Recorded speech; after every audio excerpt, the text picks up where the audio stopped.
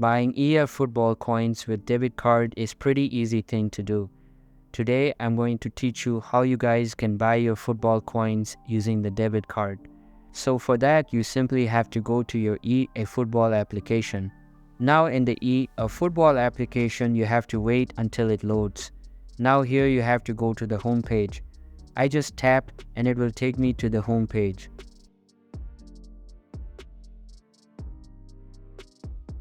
Now in the home page, you simply have to tap on this shop icon and it will take you to the shop.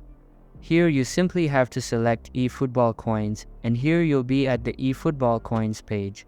Now here you have to select the amount you want to buy. Suppose I want to buy these 260. So I'm going to click on that and it will load up my order. Now here as you guys can see, it wants me to put a debit or credit card which should be linked with my Google Play. So I'm going to click on add credit and debit card and I can put my debit card information right here. That's how we're just going to do it.